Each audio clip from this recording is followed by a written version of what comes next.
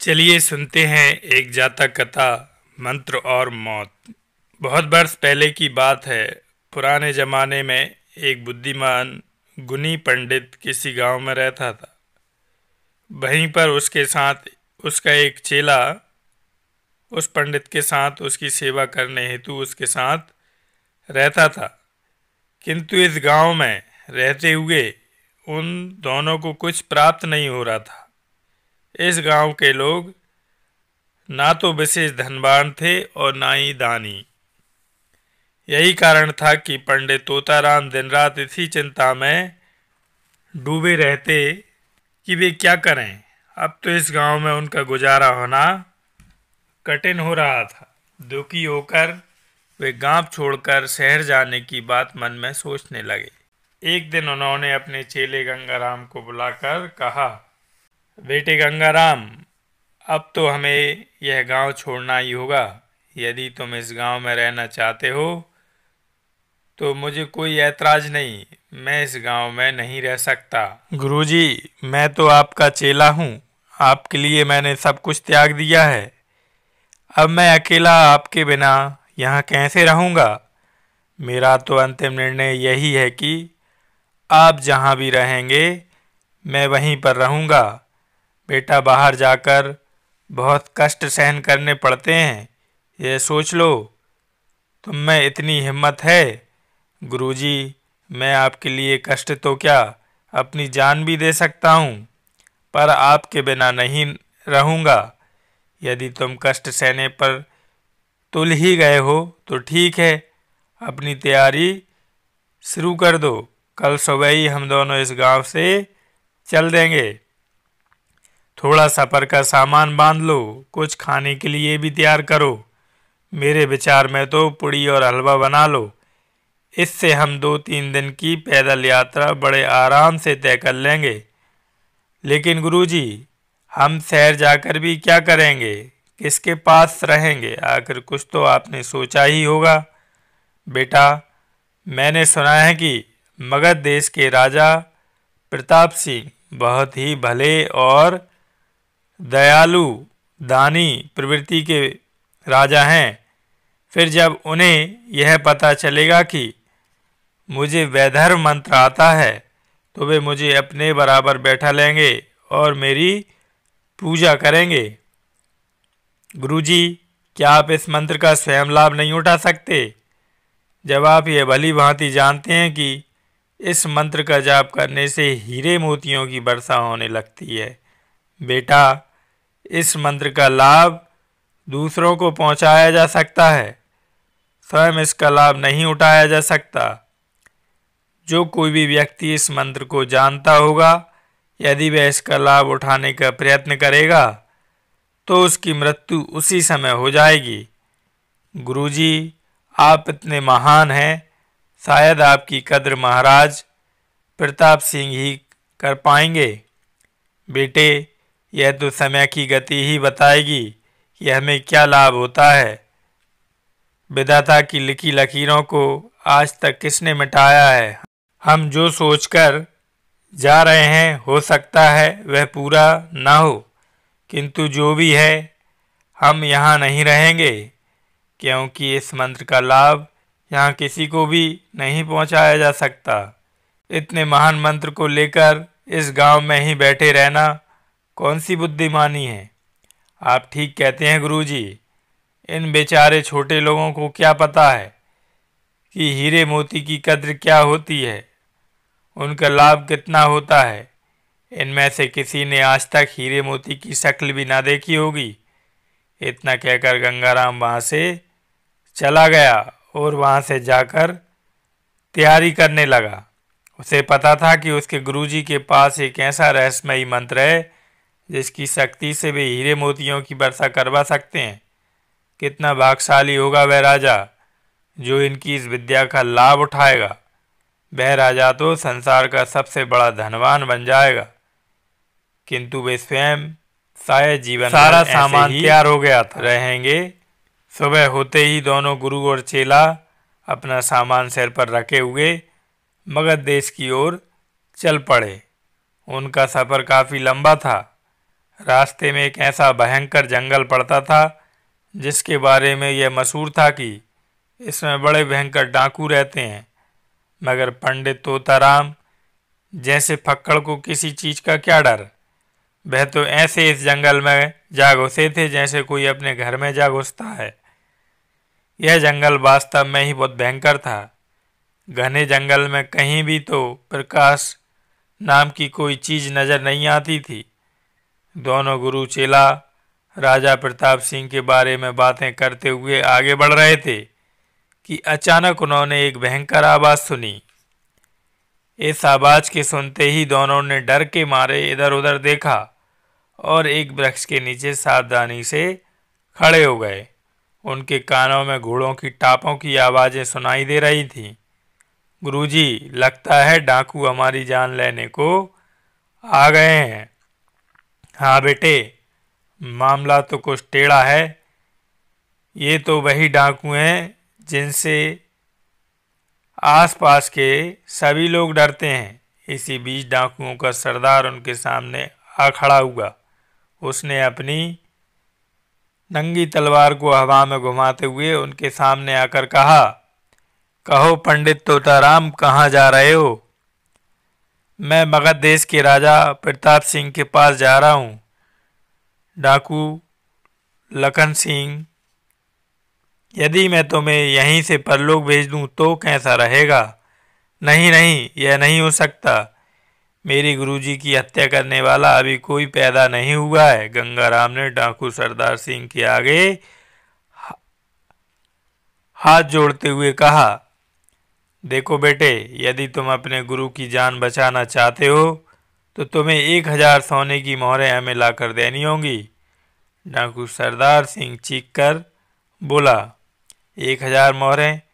ये कैसे संभव हो सकता है? गंगाराम की आवाज भर आई थी।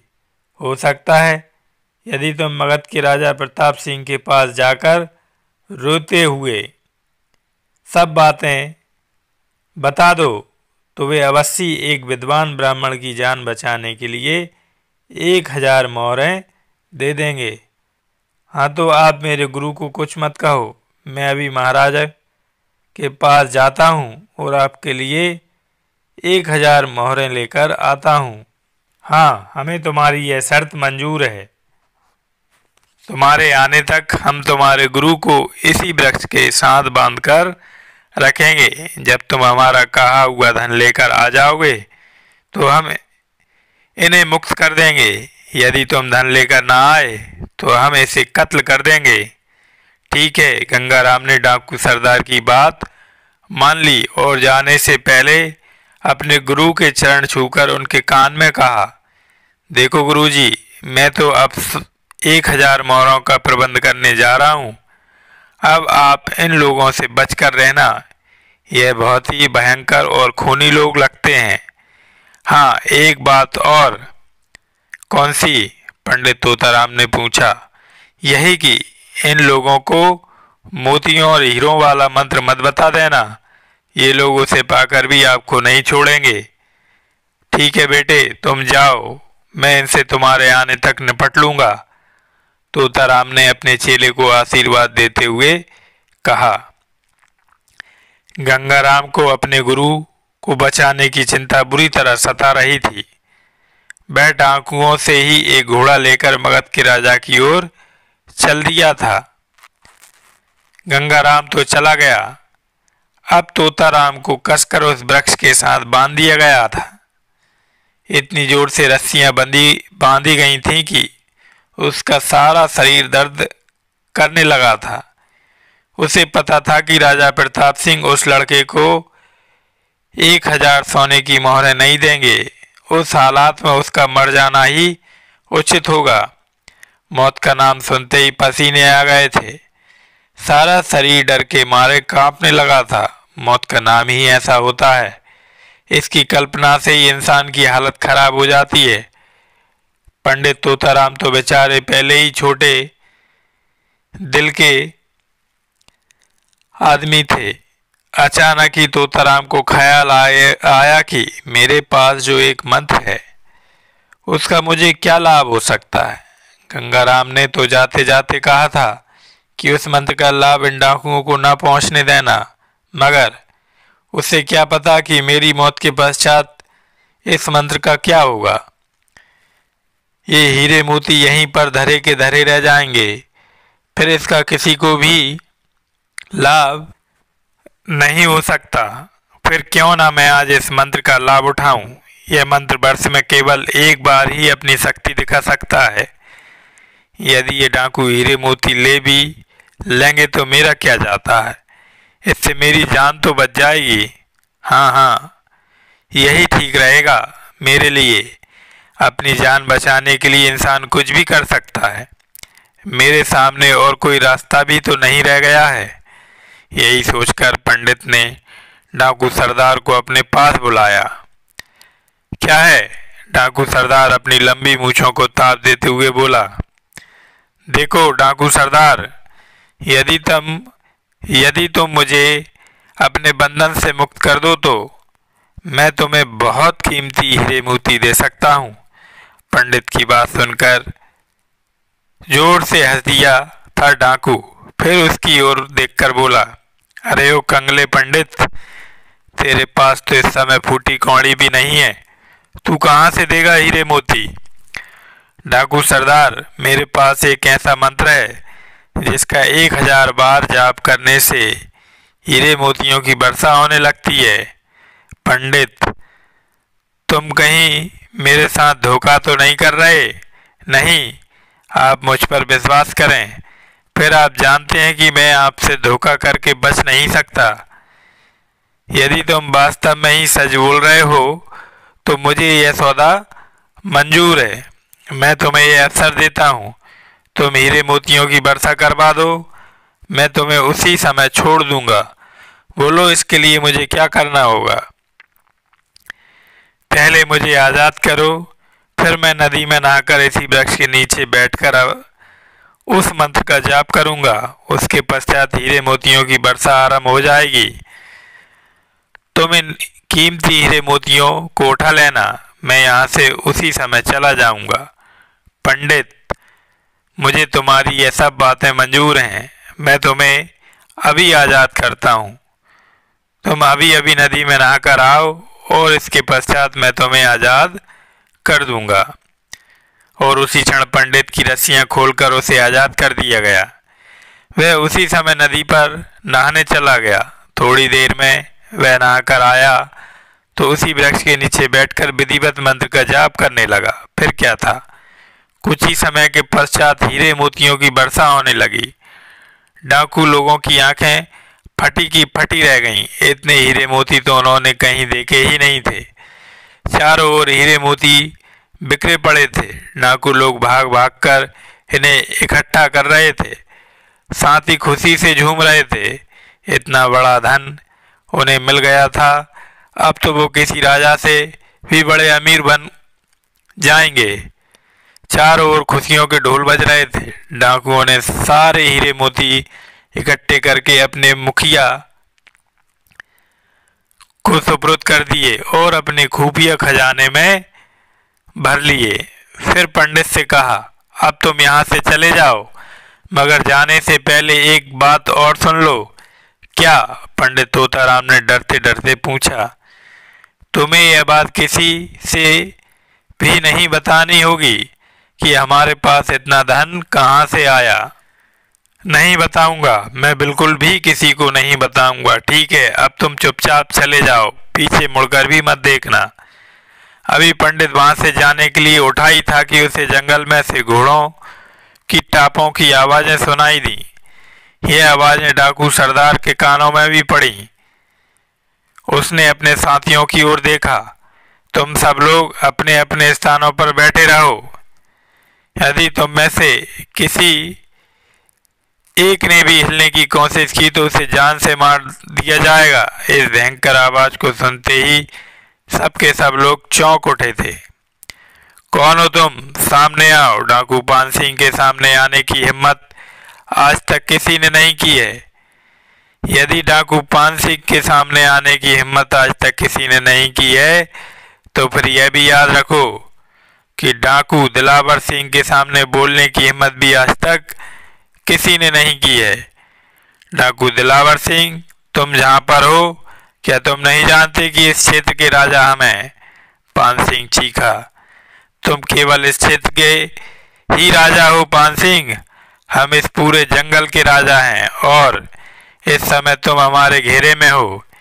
यदि तुमने या तुम्हारे किसी साथी ने किसी प्रकार की चालाकी या होशियारी से काम लेने की कोशिश भी की तो याद रखो, लाशों के ढेर ही नजर आएंगे। इसका मतलब तुम खून खराबा करने आए हो। कुछ भी समझो पान सिंह, मगर इतना याद रखना कि दिलावर सिंह जब भी तलवार उठाता है तो खून की नदियां बह जाती हैं, तूफान आते हैं, धरती कांपती है। मगर दिलावर सिंह, यह सब कुछ तुम क्यों कह रहे हो? जोर जोर से हंसने लगा था दिलावर सिंह। उसे देखकर ऐसा लग रहा था जैसे कोई खूनी राक्षस अपने जबड़े फाड़े सीख रहा हो।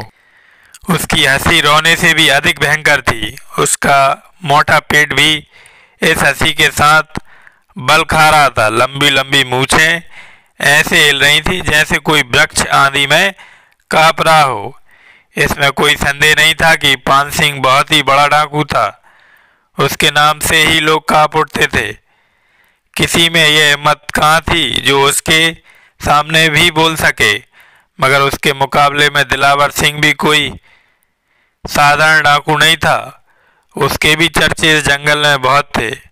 खून खराबा करने में वह पान सिंह से बहुत आगे था। उसने इस जंगल में कई राजाओं के खजाने लूटकर यह सिद्ध कर दिया था कि वह बहुत ही बहादुर है। पान सिंह और दिलावर सिंह दोनों पेशे के हिसाब से डाकू थे।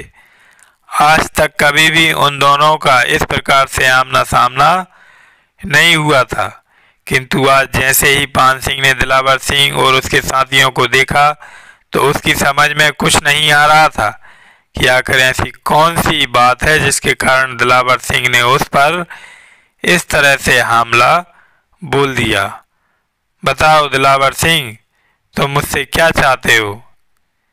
यह मुझसे पूछ रहे हो पान सिंह? हाँ, तो फिर कान खोलकर सुन लो कि मुझे सब पता चल चुका है कि इसी समय हीरे मोती की वर्षा हुई है और वे सब हीरे मोती तुमने ही उठाए हैं। मैं ये कैसे सहन कर सकता हूँ कि तुम यह सब कुछ अकेले हजम कर जाओ। बस इतनी सी बात के लिए तुम अपने एक साथी के साथ लड़ने मरने के लिए तैयार हो गए हो? पान सिंह, क्या तुम इसे साधारण बात समझते हो? हाँ, तुम पागल हो दिलावर सिंह, जो केवल इन हीरे मोतियों के लिए लड़ने के लिए तैयार हो, जबकि इन सब हीरे मोतियों की वर्षा करने वाला यह पंडित है। क्या कहा? दिलावर सिंह ने हैरानी से उस पंडित की ओर खूनी नजरों से देखा। पंडित तोताराम ने जब डाकू दिलावर सिंह को अपनी ओर इस तरह घूरते हुए देखा तो उसका सारा शरीर कांप ही उठा था। हाँ, मैं सच कह रहा हूँ दिलावर सिंह, इस पंडित के पास एक ऐसा मंत्र है जिसके जाप से हीरे मोतियों की वर्षा होने लगती है। यदि तुम चाहो तो इस पंडित को ही अपने साथ ले जा सकते हो। बस तुम इससे सारी उम्र हीरे मोती लेते रहना। बस हमारा तुम्हारा झगड़ा समाप्त। तुम हमें छोड़ दो। तुम सच कह रहे हो पान सिंह? हाँ हाँ दिलावर, मैं झूठ नहीं बोल रहा। यदि तुम्हें विश्वास नहीं आता तो स्वयं पंडित से पूछ लो। यह सब हीरे मोती इसी ने हमें दिए हैं और हम इसे खुशी से तुम्हारे हवाले करते हैं। यदि ऐसी बात है पान सिंह, तो हम तुम्हारे इस प्यार की कदर करते हैं और इस पोंगे पंडित से हम अभी हीरे मोती प्राप्त करेंगे। हम तो अमीर बनना चाहते हैं। जरूर बनो दिलावर सिंह। अगर हम दोनों पैसे के हिसाब से दोनों ही भाई भाई तो हैं। मैं आपको अमीर बनते देखकर खुश ही होऊंगा। साथियों, इस पोंगे पंडित को बांधकर मेरे सामने हाजिर करो। दिलावर सिंह ने अपने साथियों को आदेश दिया। उस पंडित बेचारी की तो हालत खराब हो गई थी। एक डाकू से जान बचाने की खातिर तो उसने अपने इतने बड़े मंत्र का सौदा कर लिया था। इस खूनी और पापी डाकू को सारे हीरे मोती दे दिए उसके चेले ने जातिवार ठीक ही कहा था कि इस मंत्र का प्रयोग मत करना, मगर उसने स्वयं ही पागलपन किया था। सारे इन डाकुओं को इस मंत्र के बारे में बता दिया। अब क्या होगा? ओ पंडित जी महाराज, चल हमारे लिए भी हीरे मोतियों की वर्षा कर, हमें इससे भी अधिक अमीर बना दे। लेकिन दिलावर सिंह, यह मंत्र केवल साल में एक ही बार अपनी शक्ति दिखाता है। अब आपको यदि अमीर बनना है तो 1 वर्ष तक इंतजार करना होगा। पोंगा पंडित झूठ क्यों बोलता है? नहीं महाराज, मैं सच कहता हूँ। भला मुझे झूठ बोलने की जरूरत ही क्या है? पंडित हाथ जोड़े खड़ा काँप रहा था। हम सब जानते हैं पोंगे पंडित, डाकू दिलावर सिंह को धोखा देने वाला अभी इस दुनिया में कोई पैदा नहीं हुआ। मैं कभी झूठ नहीं बोलता दिलावर सिंह। यदि मेरे बस में होता तो अभी आपको हीरे मोतियों में नहला देता। पंडित बेचारा डर के मारे काँप रहा था। साथ ही उसे इस बात का भी दुख हो रहा था, उसने यह भेद इन पापियों को क्यों बता दिया? यह तो धन के लोभी हैं। इस धन को पाने के लिए यह न जाने कितने लोगों का खून रोज करते हैं। पोंगे पंडित, तू मुझे पाठ मत पढ़ा। मैं क्या इतना भी नहीं जानता कि जो मंत्र तूने एक बार पढ़ा था उसे दोबारा नहीं पढ़ा जा सकता? झूठा कहीं का। तू यही सोच रहा है कि केवल पान सिंह को ही अमीर बनाकर यहाँ से भाग निकलूं। लेकिन दिलावर सिंह, तुझे उस समय तक नहीं छोड़ेगा जब तक तू हीरे मोतियों की वर्षा नहीं करेगा। दिलावर सिंह, मैं तुम्हें एक बार फिर भगवान की कसम खाकर विश्वास दिलाता हूँ कि यह मंत्र साल में एक बार ही काम में लाया जा सकता है। मैं समझ गया, तू ऐसे नहीं मानेगा। मैं अभी तेरा प्रबंध करता हूँ। कहते हुए दिलावर सिंह ने गले से पकड़कर पंडित को ऊपर उठा लिया। जैसे ही पंडित का गला दबा तो वह बेचारा जोर जोर से चीखें मारकर रोने लगा। साथ ही कहने लगा, मुझे छोड़ दो दिलावर, मुझे छोड़ दो। नहीं छोड़ूंगा, उस समय तक नहीं छोड़ूंगा जब तक तुम हीरे मोतियों की वर्षा नहीं करते। मैं मर जाऊंगा दिलावर, मुझे पता है यह वर्षा अब कभी नहीं हो सकती। वर्षा नहीं हो सकती तो तुम्हारी जान भी नहीं बच सकती। हम पेशेवर डाकू हैं, हमें माल निकलवाना आता है। जो हमें सीधे तरीके से माल नहीं देते, हम उल्टे तरीके से माल लेते हैं, समझे? दिलावर ने इतना कहते हुए एक जोर का घूंसा पंडित के मुंह पर जमाया। उस घूंसे की आवाज पास खड़े सब लोगों ने सुनी। साथ ही पंडित बेचारे का जबड़ा लटक गया। उस गरीब के मुंह से निकला, हाय राम, मैं मरा। तुम इतनी जल्दी नहीं मरोगे पंडित, देख तेरा मैं क्या हाल करता हूँ। और दिलावर पंडित की अच्छी कुटाई धुनाई करता है। बेचारा पंडित तो हालत खराब हो गई थी। इस दिलावर सिंह ने बेचारे पंडित की तो हालत खराब कर दी थी। इस दिलावर सिंह ने, वह तो पहले ही सूख कर हड्डियों का ढांचा हो रहा था। जीवन भर तो वह भगवान की पूजा करता रहा, लोगों की भलाई की दुआएं मांगता रहा। आज तक सबका भला ही किया था, मगर आज उसे क्या मिला? क्या यही मिलता है भलाई का बदला? यही डाकुओं के हाथों से मार खाना? एक अपराधी पापी जब किसी धर्मी को इस तरह से पीटा करते हैं तो धरती को फट जाना चाहिए, आकाश टूटकर नीचे गिर जाना चाहिए, मगर नहीं, ऐसा नहीं हुआ। पंडित तोताराम उस डाकू के हाथों पिटता रहा, उसके मुंह से खून निकल रहा था। सारा शरीर जख्मों से भरा पड़ा था, मुंह के सारे दांत टूट गए थे। साले हरामी, तू आज मेरे हाथों से मरेगा ही। दिलावर ने उसे जोर से घूंसा देकर नीचे जमीन पर फेंक दिया। धरती पर गिरते ही पंडित के शरीर की बची कुची ताकत भी समाप्त हो गई थी। वह पानी से निकली मछली की तरह जमीन पर पड़ा तड़प रहा था। दिलावर की आंखें आग उगल रही थी। उसकी शक्ल से ऐसा प्रतीत होता था जैसे कोई खूनी दरिंदा अपने शिकार पर झपटने के लिए तैयार खड़ा हो। उसे पंडित की हालत देखकर जरा भी रहम नहीं आया था। बल्कि उसने उसकी छाती पर अपना भारी पांव रखकर शेर की तरह दहाड़ते हुए कहा, साले पंडित की औलाद, हीरे मोतियों की वर्षा होगी या नहीं? दिलावर, मैं तो मर रहा हूँ, मुझे पता है मेरा अंतिम समय आ चुका है। और तुम्हें यह भी बता दूं कि यह वर्षा अब कभी नहीं होगी। और यह भी याद रखो कि अब मेरी मौत दूर नहीं है। यही हीरे मोती तेरी भी जान के दुश्मन बन जाएंगे। हाय राम, पानी पानी। नहीं पंडित, अब तुझे मरते समय पानी भी नसीब नहीं होगा। मेरे होते हुए तू प्यासा ही मरेगा। इतना पापी ना बन दिलावर, भगवान से डर। अरे भगवान क्या चीज है, मैं किसी भगवान से नहीं डरता। इस धरती का भगवान मैं ही हूँ, केवल मैं। बड़े जोर जोर से हंसने लगा था दिलावर सिंह। उसके काले चेहरे पर सफेद दांत ऐसे फैले थे जैसे कोई राक्षस देवता को मारकर हंसता है। पंडित बेचारा पानी के बिना प्यासा मर रहा था। उसका अंतिम समय निकट आ गया था। जिन हीरे मोतियों के सहारे वे अपनी जान बचाना चाहता था, वही उसकी जान ले रहे थे। मरते समय उसे अपने चेले के शब्द याद आ रहे थे, गुरुजी आप इनको उस मंत्र का रहस्य भूलकर भी ना बताना। लेकिन अब क्या हो सकता था, अब तो तीर कमान से बाहर निकल चुका था। मौत सामने खड़ी थी। मौत भी कैसी, एक देवता राक्षस के हाथों पानी से भी प्यासा मर रहा था। एक और बेचारा पंडित मर रहा था, दूसरी ओर डाकू पान सिंह ने मौका ताड़ा और हीरे मोतियों का खजाना लेकर अपने साथियों के साथ घोड़ों पर बैठ भाग निकला। दिलावर ने समझ लिया था अब पंडित तो मर चुका है, इससे तो हीरे मोती नहीं मिल सकेंगे। अब उसे पान सिंह को ही घेर कर उससे हीरे मोती छीनने होंगे।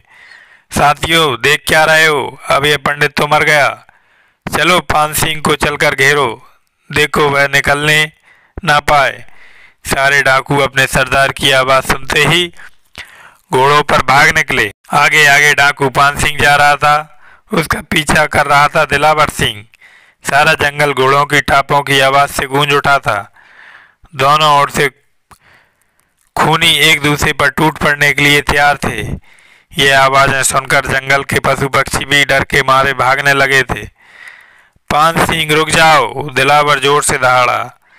दिलावर, ये हीरे मोती मेरे हैं, मैं इन्हें किसी कीमत पर तुम्हें नहीं दूंगा और मैं इन्हें हर कीमत पर हासिल करके रहूंगा। पान सिंह, साथियों चारों ओर से इन्हें घेर लो, देखो इनमें से एक भी ना बचने पाए।